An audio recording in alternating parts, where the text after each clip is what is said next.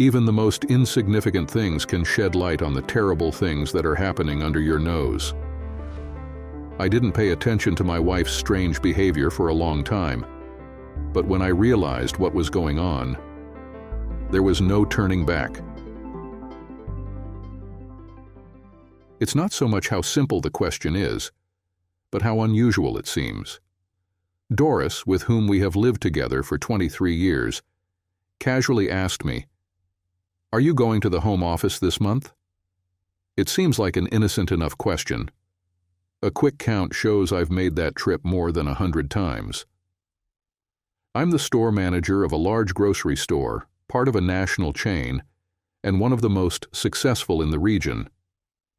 Every second Thursday of the month I attend a meeting. I catch a 7 a.m. flight, return by 10 p.m., and the day is packed with meetings, presentations, and wraps up with a team dinner. I usually get home around 1 a.m. and work half a day on Friday. I manage more teenagers than adults in my job, and they're infamous for asking a question that doesn't really get to the point.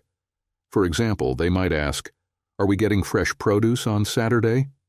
Followed shortly by, "Can I have Saturday off?" So Doris's question seemed out of place. She hasn't asked about these meetings in at least 5 years.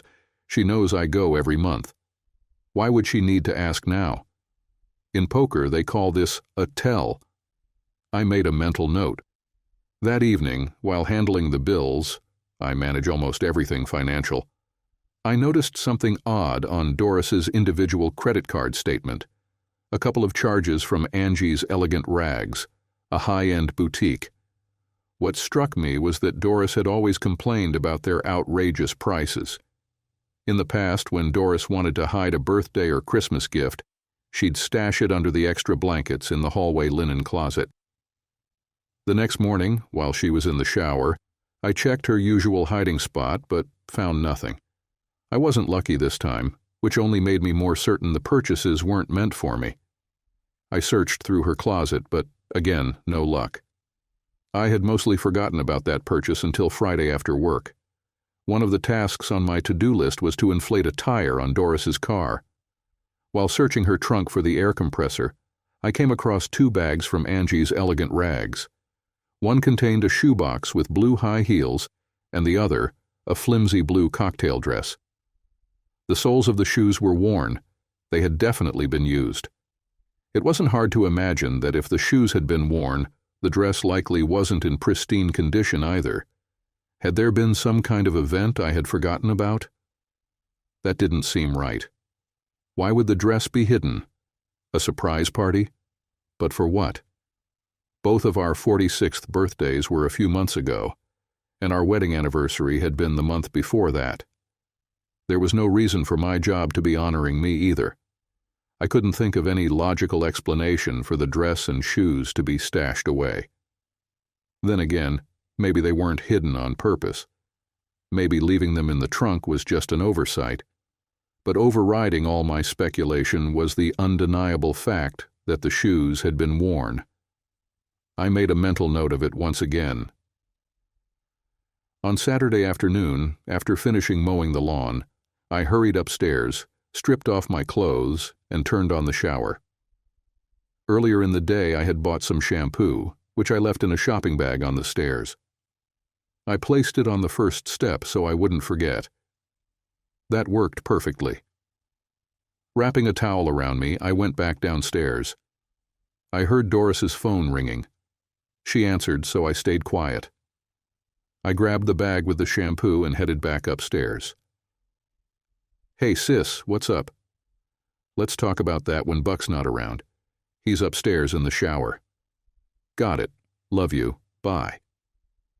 Doris's sister, Mindy, is 2 years younger than her, and we tend to avoid each other.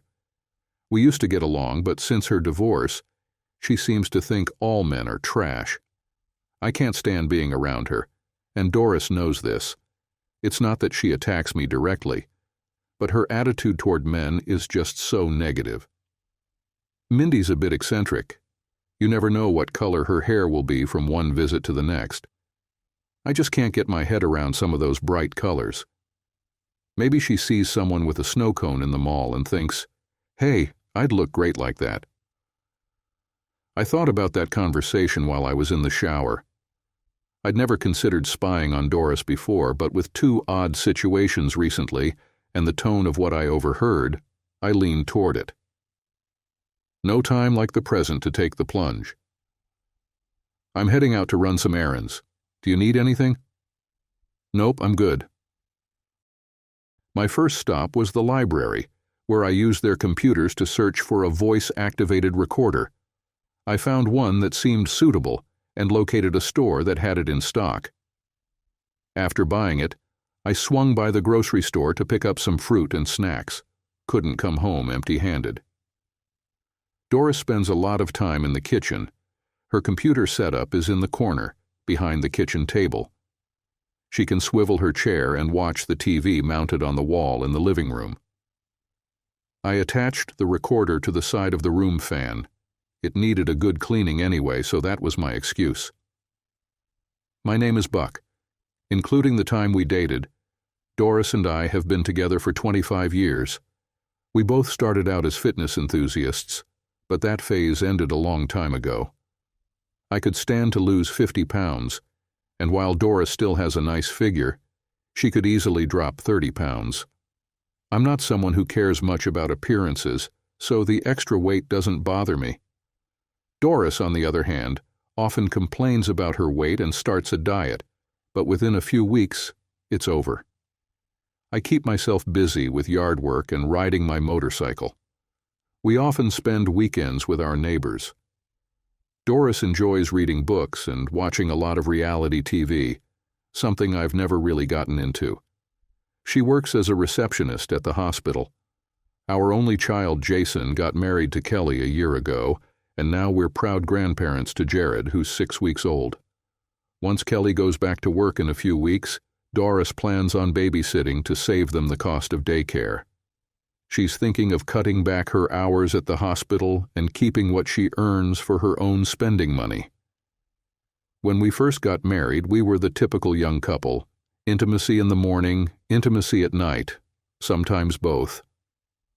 That lasted until Doris got pregnant. Probably pretty typical. The frequency dropped and never fully bounced back after Jason was born. For the next 20 years, we had intimacy a couple of times a week. Lately, though, it's maybe once a week, and Doris pretty much just lies there and asks me to hurry up. I tried bringing it up with her. "Doris, do you think we should see a marriage counselor or someone who could help us reignite our love life?" "You're overreacting," she said. "Aren't you still getting it at least once a week?" "I am, but it feels pretty mechanical. I was just thinking we could try to make it more romantic again. We don't need some therapist smirking at us. We're fine as we are. I'm going shopping." So that's how things are now. It's been so long that I can't even remember the last time my wife did her marital duty.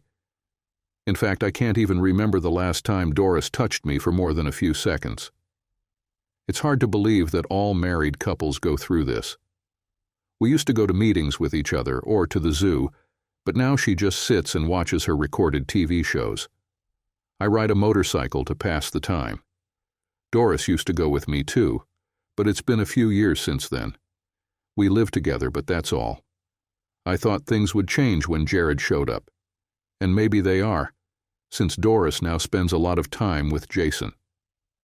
Around a year ago, after spending a couple of years just coexisting, I consulted with a divorce attorney. She laid everything out clearly. I'd be paying Doris a substantial amount in spousal support. Spousal support? Like maintaining a car? Even though the lawyer drafted the paperwork, I ultimately thought I might be overreacting. I didn't want to hurt Doris. I just wanted my life back. A life with someone who actually enjoyed being with me. I ended up putting the divorce papers in my desk at work. I haven't brought it up with Doris yet, but living with someone who acts like they'd rather be somewhere else is becoming harder to deal with. I think things changed after Jason went off to college. She seemed lost once the house was empty. I don't think she's been unfaithful, but since I trust her completely, I could easily be overlooking any signs if they're there. These recent feelings have made me question that unconditional trust. What keeps bothering me is that I've had plenty of chances to cheat, but have remained completely faithful. There are hundreds of regulars at the store, many of them lonely widows or divorcees.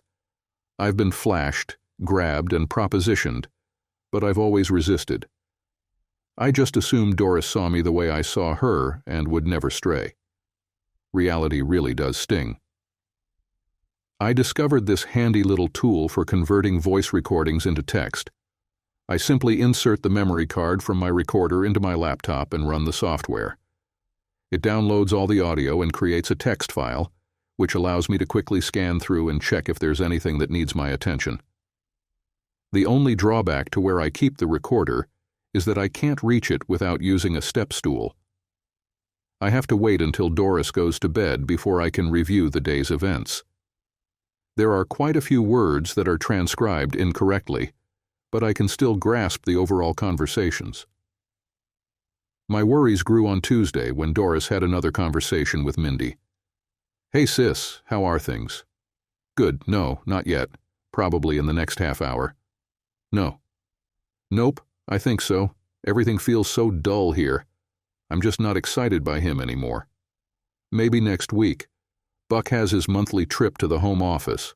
He'll be gone Thursday night." "Yeah, I work with him. Kathy's been with him. Says he's all right. You know, in that way." "Yeah, wouldn't that be a nightmare? Going through all of that and then finding out it's the size of your thumb." "It'll probably just be a one-time thing, just something to spice things up for me." "Why do you care? You two don't even get along." "He'll never know. He might even enjoy it if I learn a few new tricks." "You have your opinion, I have mine. I hear the garage door. Gotta go." "Love you too, sis. Bye." I felt sick to my stomach. I didn't know anything for sure, but the implications were tearing me apart. I searched online for a private investigator, downed about 6 ounces of scotch, and ended up sleeping on the couch. "Good morning, sweetheart. Why did you sleep on the couch?" "My stomach wasn't feeling great. Damn, look at the time. I need to get moving. I have an early meeting."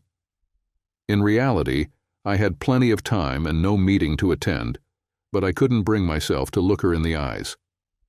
After making a few calls in the morning, I met my divorce attorney over lunch. We reviewed my family's finances. She recommended either resigning or taking a sabbatical. Everything else would be divided equally. I decided to use my upcoming trip to the main office to hand in my resignation. My attorney also gave me useful tips about banking and investments, which I spent the afternoon handling. I checked with Angie's, and they don't sell second-hand shoes. Whatever love I had left was draining out of me like air escaping from a punctured tire. "Doris, check out these printouts. These are charges from our joint credit card. I've been informed that our account has been compromised and will be canceled. New cards will be sent to us. We need to determine if any of these charges are not ours. From now on, please use your own credit card." Are we going to have to pay for charges we didn't make? No, that's one of the benefits of credit cards. If a charge isn't yours, you don't have to pay it. Of course, since I had fabricated that story about the credit card company contacting us, all the charges were indeed ours. I shredded both our joint cards. "Doris, I read online that when someone has your credit card, they might also access your checking account. What do you think about transferring everything except for $100 into savings? Those accounts are at different banks and aren't linked. If you think that's best, you know I don't spend much time on our finances. Do what you need to do. There's no ATM linked to our savings account." I made the changes online and then waited for Doris to go to bed. In the following days, I found nothing significant on the recorder. On Monday night, I heard someone else in the kitchen. I located the right spot in the recording and listened. It was Mindy talking to Doris. "This is unexpected. Did you have an errand nearby?" "I had a dentist appointment. I thought I'd stop by and try one last time to talk some sense into you. Sorry, sis, I'm done living like this. It's time to make a change. I had lunch with him today. Wow, you're crazy. What if Buck finds out and decides to divorce you? It was just one time. Dinner, dancing, and who knows what else.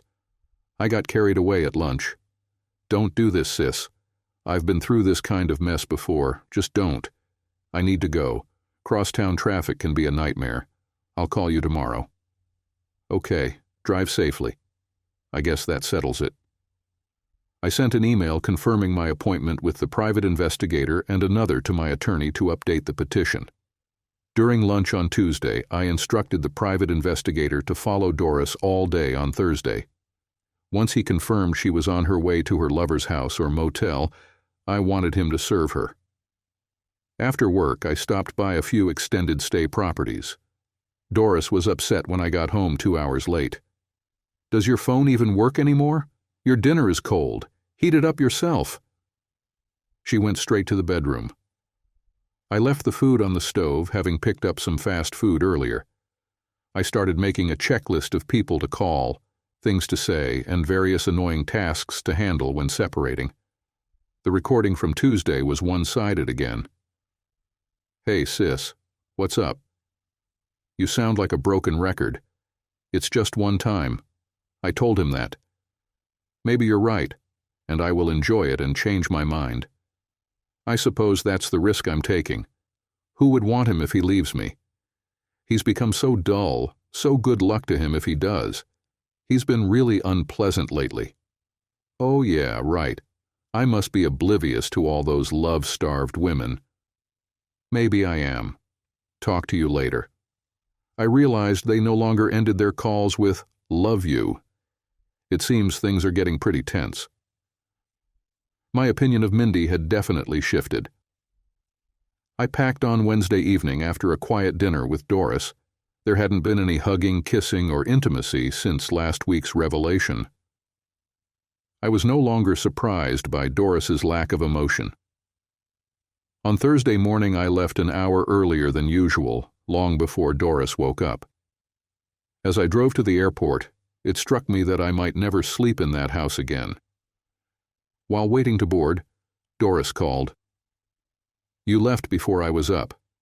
Did you take an earlier flight this time? No, I had to stop by the office. What are your plans for the day? I'll be working until 4, then nothing. I'll probably watch some shows I've recorded. Are you still coming back on the red-eye? I am. They're starting to board now. See you later. I ended the call before I could hear her farewell. Earlier in the week, I had signed up for a new phone. I plan to cancel our current phones once the papers are served. I used my waiting time at the airport and during the flight to transfer everything from the old phone to the new one. It's so easy these days. Just hold them together and click a few boxes to choose what to transfer. At headquarters, things went significantly better than I anticipated. I was granted an open-ended sabbatical. If I chose to return, I would keep my seniority and vesting rights. After explaining the reasoning behind this decision, they made it effective immediately. I offered to mentor my successor if they wanted. I was anxious, waiting for the investigator's report. At 6, I called Doris. Hi, Buck. How did it go today? Really well. Any news at home? Not really. It was a boring day. When do you need to be at the airport? I'm going to the staff dinner first, then heading straight to the airport from there. Same routine, different month. What are your plans for tonight? Just leftovers and watching my soaps. Enjoy. You know I love you. Talk to you later. I love you too. Since I was no longer employed, I didn't go to the staff dinner. Instead, I grabbed some healthy fast food. While eating my salad, I received the investigator's first text. Target is on the move. So much for the I love you. I called my home phone and left a message. Anything exciting happening this evening? I called Doris's cell, but it went to voicemail. Anything exciting happening this evening? You can't say I didn't try. After dinner, I headed to the airport, pacing the gate area like a nervous wreck. I was eager to find out whether I had a wife or a new life. Just as my text tone chimed, I received a call from Doris, which I let go to voicemail. The text from the investigator read, "Target down in flames." I hadn't listened to Doris's voicemail when her text came through. "Buck, please don't do this. I haven't cheated on you yet." Perfect. Yet. That's exactly why I'm divorcing you, you liar. I snapped a picture of that text with my new phone, then called to cancel our cell phone account. I also canceled our cable TV service, effectively cutting off our in-home Wi-Fi. The private investigator sent a video of tonight's fireworks to my email. The beginning of the video features Doris leaving her home in a sleek blue dress paired with matching heels. It all makes sense now. Her first stop was a drugstore, followed by a visit to a hotel near the hospital. After a brief wait in the lobby, she was approached by a man who looked at least a decade younger than her. They shared drinks and dinner, engaging in touching and caressing of arms and hands. A few dances followed, with boundaries both pushed and respected. They grabbed their coats and headed for the elevators. When they arrived at the door of their room and the man inserted his keycard, my guy struck. "Doris Ackerman?" "Yes." "You have been served. Mr. Bennett, you will be served with a lawsuit for alienation of affection. If you're married, your wife will receive copies of my report, along with the photos and video. Have a nice night." Doris tore open the envelope while the man looked utterly stunned. When Doris realized the envelope's contents, she collapsed to the floor. I had also included the full text messages from the kitchen conversations. Doris was shouting something, but I couldn't make it out. The video ended. I used my new phone to call my son and share my new number with him, explaining that I was divorcing his mother due to her infidelity. I asked him to keep my new number private since I didn't want anyone else to know it. He agreed, albeit reluctantly. During my flight home, I took the opportunity to calm my nerves and lower my blood pressure. This situation really takes a toll on your health. I hadn't expected to be met at the airport. As I stepped out of the secured area, I heard someone call my name. Doris came running towards me, but I sidestepped her attempt to hug me. She was no longer wearing the blue outfit. "Buck, please, I love you. Don't do this. Can we please talk about it?" "What? You don't think I deserve the blue dress and heels? I assume you reserve those for your lovers?" "I'm sorry, Buck. It's not like that. I shouldn't have changed. I shouldn't have worn it. I'm so confused. I apologize. I shouldn't have—" "Doris, this isn't the right time or place for this. Go home. I'm going to get my car and do the same. Are you heading straight home, or do you need to stop for more excitement?" "Buck, I'm really sorry. I'm going straight home." Once again, I had to sidestep her attempt to hug and kiss me. I hadn't lied. I was going home. It would just be my new temporary home. It took a lot more scotch to calm my nerves. My son woke me around 6 a.m. "Dad, Mom is really upset. Just call her and take me out of this situation." "Got it, Jason. Sorry about that. I'll talk to you soon." I used my secret phone number feature to call Doris at the house since our old cell phones were dead. "Hello? Doris, it's Buck. You need to get a lawyer and have them contact mine." "Damn you, Buck. I was worried something happened to you." "It's a bit late to be worrying about me, Doris. I'm done being taken for granted. Get a lawyer." "Buck, please don't do this. I don't want a divorce." "Too bad, Doris. I don't want a wife who abandoned our marriage 5 years ago. Get a lawyer." And I hung up. It's strange waking up without a job to go to. I walked a few blocks to the cafe. The weekday special was perfect for me. After breakfast, I informed my attorney and the private investigator of my new phone number and address. My attorney called shortly after noon and informed me that the bank and brokerage accounts had been frozen. She advised me to drop the alienation of affection lawsuit since we had no evidence of any intimacy activity. The private investigator sent a follow-up email. The man involved was single, even though he lived with his girlfriend. I might consider getting back at him, but honestly, I couldn't care less about him right now. Since they worked together, I could cause some trouble at the hospital if Doris hesitated about the divorce. We'll both need money for living expenses, so the lawyers will need to figure out a fair amount and schedule for those payments. I was requesting a division of the house costs and my current living situation. If Doris decided to leave the house, we could sell it sooner, and I would cover my own place while she handled her housing expenses. My filing on the grounds of adultery wouldn't hold up. I did it more for shock value. I spent my first day of freedom checking things off my to-do list. My friends were surprised but supportive. My mother, ever the optimist, suggested reconciling. I told her that would happen when pigs fly. With a low-paying job, no immediate cash, and a credit card with a small limit, things were about to get quite difficult for Doris. I called to speak with Jason, but Kelly picked up.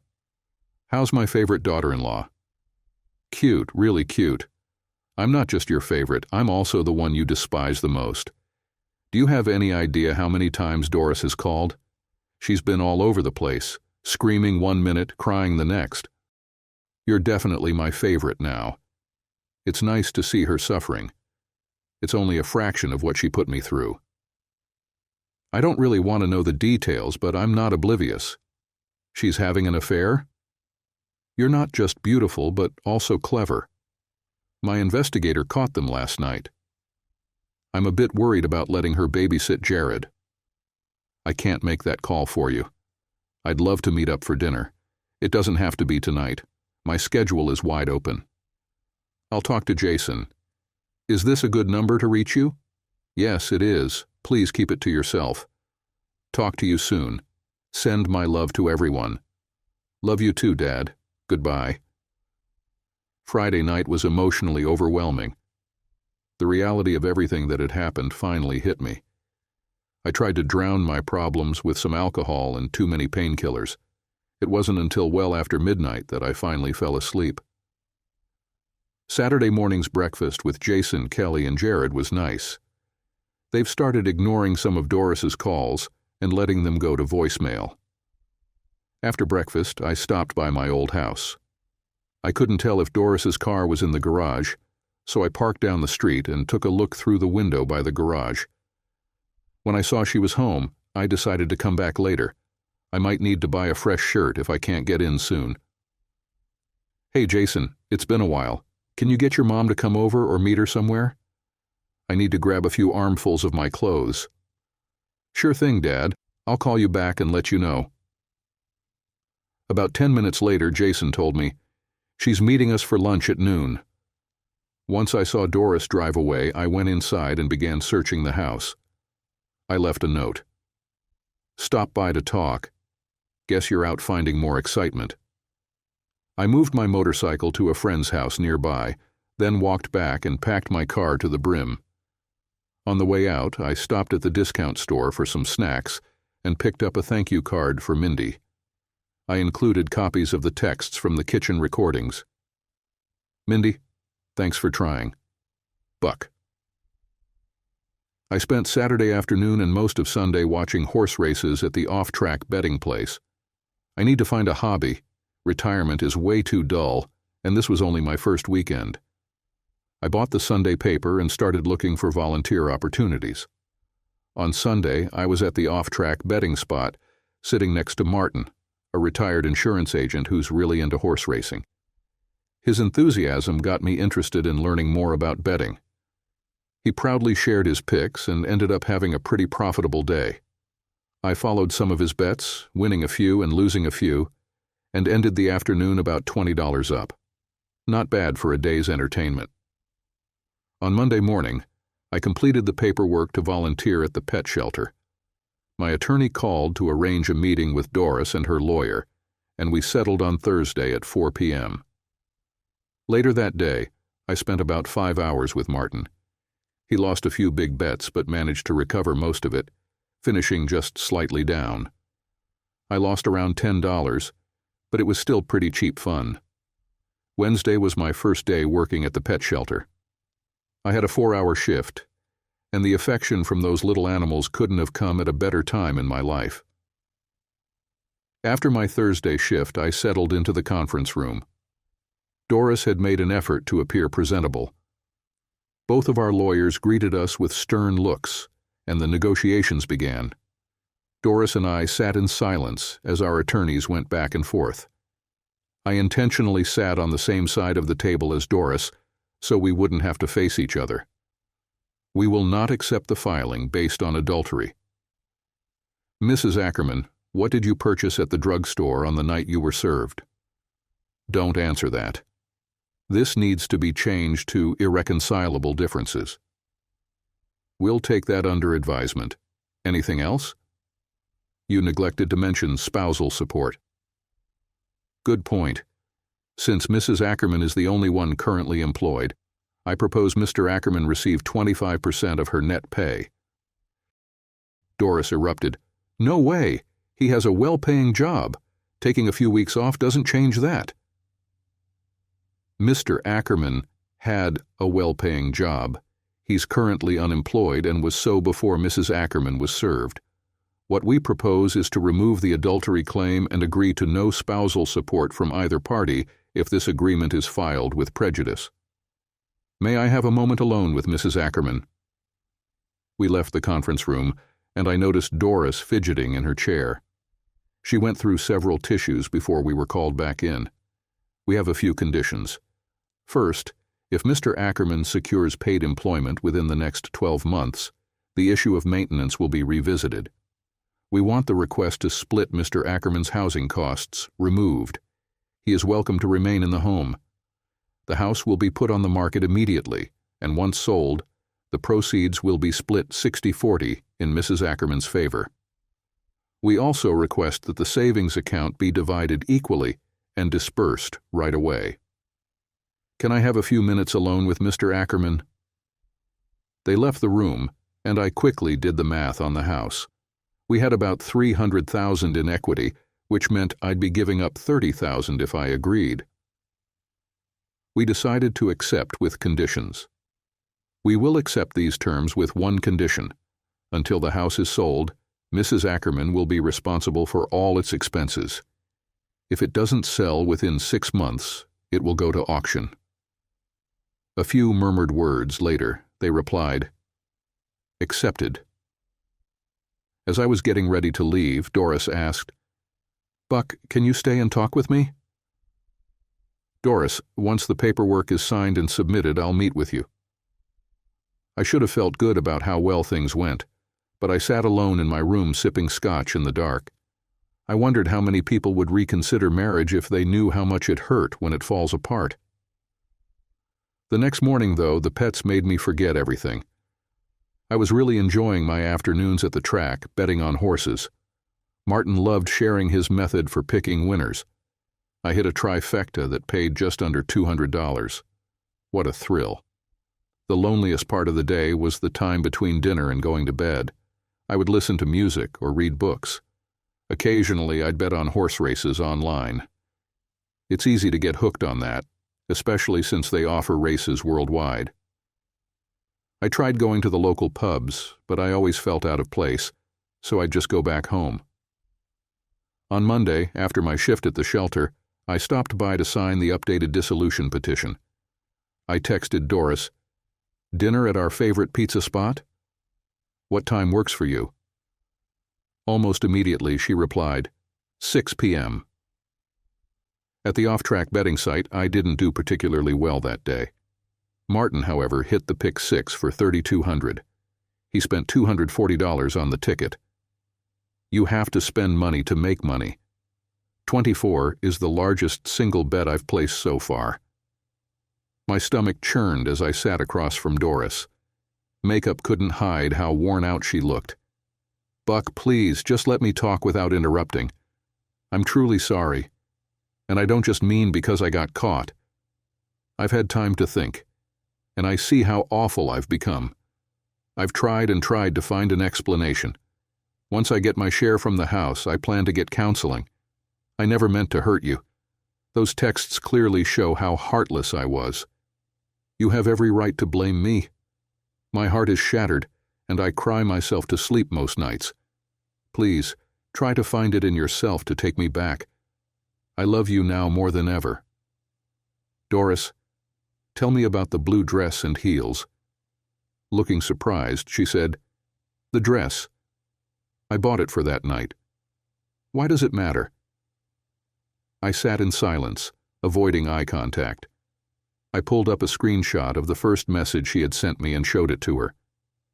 Doris, what does this say? Buck, please don't do this. I haven't cheated on you yet. You couldn't have made it any clearer. In your mind, arranging a date with the intention of having intimacy wasn't cheating.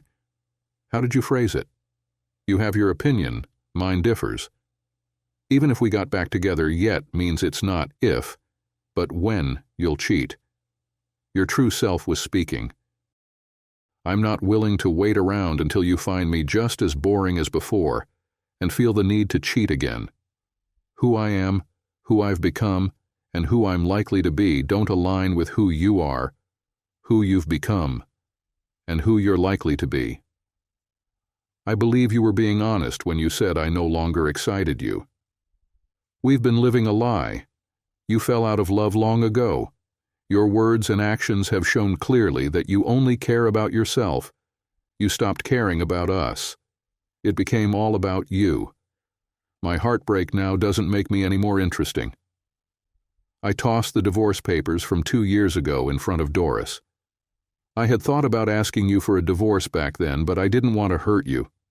Isn't that funny? Well, you've taken care of that. You gave me the push I needed to finally do what's right for me. The time for tears was when you rejected my suggestion to get help. I hope you find whatever it is you're looking for. One more thing. I gave you a chance to be honest with me. I found the dress and shoes about a week before you were served.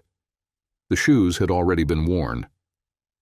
I checked with Angie's, and they told me they don't sell used shoes. I'm guessing the dress was worn too. Goodbye is too kind a word, so I'll just say, so long. We wasted our money on that pizza. Doris was sobbing, her head buried in her arms. I paid the bill and left. Picked up a few more bottles of scotch, ready to numb myself once again.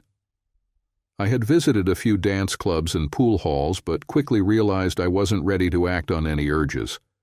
So I never stayed long. I've stayed in touch with my former co-workers and even had dinner with some of the couples that Doris and I used to socialize with. What I hadn't fully understood when I left Doris was that I had also lost my best friend. We did so many things together that almost everything reminded me of her. It made me sad, but not enough to give up my plan to move on. A few days after the paperwork was filed in court, I received the first email. It was from someone using the address waiting for MRRIGHT. Hi, Buck. I was hoping we could meet up. Can we start by exchanging emails? Let me know. WFMR. That certainly grabbed my attention. My first thought was that this might be Doris playing some sort of trick on me. WFMR, I might be open to that. Could you tell me more about yourself? Buck, things were progressing slowly. I checked my inbox a few times that day, but there was no reply until the next morning. Great. I'm a woman around your age, and I'm available. That's enough about me for now. I've heard you're going through a divorce. WFMR. I still wasn't convinced this wasn't Doris. I decided to take my time before replying. After my shift at the shelter, I headed to the racetrack. I've been getting hooked on betting on horses, and even had my first win over $500. I donated part of it to the animal shelter. WFMR, yes, I'm waiting for the court's decision. My soon-to-be ex thought I was too boring. Are you married? Buck. She mentioned being available, but I wasn't looking for anything unless she was single. The next day I got a message. I'm divorced and have been for several years. I prefer a simple life. I'm not into complicated relationships. What do you look for in a woman? WFMR. It felt like a poker game, with both sides holding back. I still wasn't sure if this was real. WFRM, all I've ever wanted is a woman who wants me as much as I want her. Why me? Why now? Buck. I spent the day at Jason's watching Jared while Kelly ran errands. She updated me on Doris. Apparently Doris has regrets now, but it's just the surface of a deeper issue. When people fall out of love, it's never just one thing that causes it. Buck, because I think you're right for me, and you're getting divorced. WFMR. I was trying to figure out a way to see if this was Doris. I decided to be direct. WFMR, how do I know you're not my soon-to-be ex? Buck. This slow back and forth was oddly therapeutic. I always found myself looking forward to the next email, even though we only exchanged one a day. Buck, I'm not Doris. I wish I could prove it to you. But every scenario I come up with could be faked by someone trying to deceive you. Let's focus on my point. I want you to want me. WFMR. I had never mentioned Doris by name, so it was clear she knew more about me than she was admitting. WFMR, let's meet soon. How about this weekend? Buck. Buck, sorry, but not until you're officially divorced. I don't want to get my hopes up and then have you go back to your wife. WFMR, I get it. It's probably for the best. I'm still really confused. 25 years, gone, and nothing to show for it. Buck. Buck, you have a son and a grandson to be proud of. You do have something to show for it. I'll never know what that feels like. WFMR. Okay, so she knew about Jason and Jared.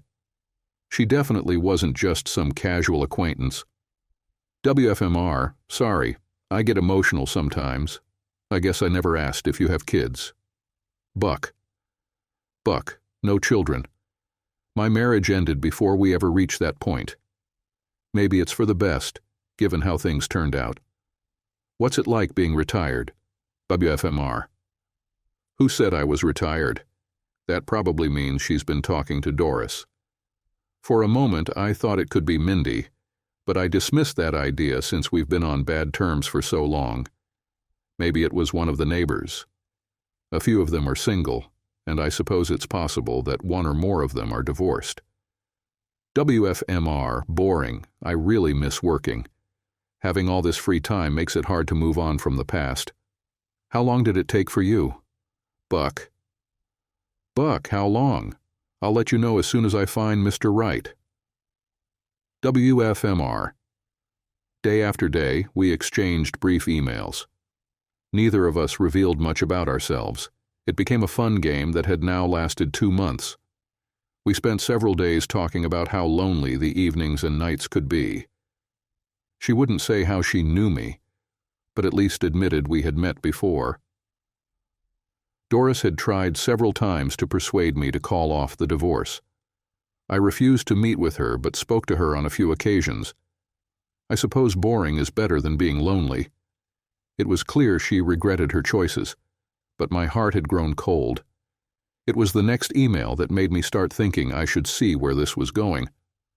I decided to take things up a notch in our little email exchange. Buck, when we meet, after you're a free man, what would you like me to wear? WFMR, something that looks good on my bedroom floor. Buck. The next day's email was filled with a series of emoticons, smiling, blushing, winking, followed by, I can do that. How much longer do we have to wait? WFMR. WFMR, the tentative hearing date is a week from Wednesday.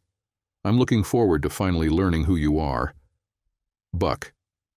It took just under 90 days for the divorce process to make its way through the courts. I had to sedate myself the night it was finalized. The pain is difficult to describe. While I was relieved that it was finally over, there was this burning sensation inside, reminding me of the steep emotional price I had paid. Buck, welcome to the club of middle-aged bachelors. When can we meet? WFMR, you know my schedule. I'm babysitting Friday night, too. Buck. The next morning. Buck, I stopped by the off-track but chickened out. I'll try again on Saturday. WFMR. WFMR. Thanks for the heads up.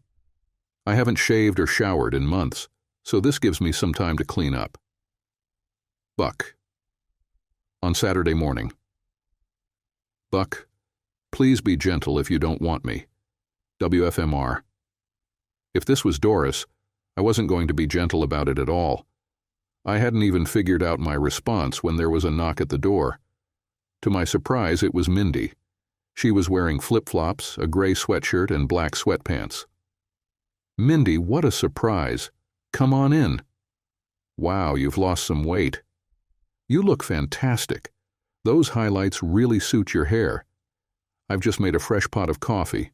Would you like a cup? Thanks, kind sir. Coffee sounds good.